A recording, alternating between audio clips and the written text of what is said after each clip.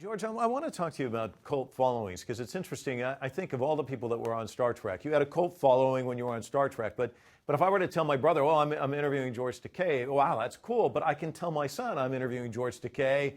Wow, that's cool. But it's a different kind of cult following. Somehow you've made these inroads into social media. It's been extraordinary. How'd you do it?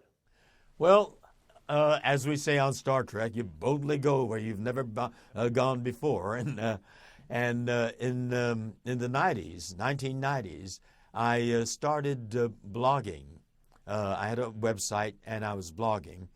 But then in 2008, we started developing this musical titled Allegiance on the internment of Japanese Americans, essentially my parents' experience during the Second World War, the imprisonment with no charges, a very unjust imprisonment by the United States government. And so we started developing this musical.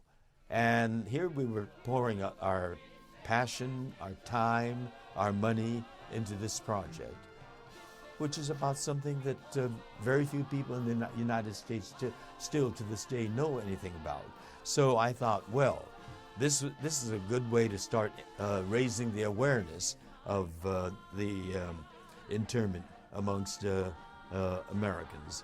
And so I had to, first of all, grow my base, my audience, because it was made up mostly of my Star Trek fans, the sci-fi geeks and nerds. And so by trial and error, I found that humor was what got the most likes and shares.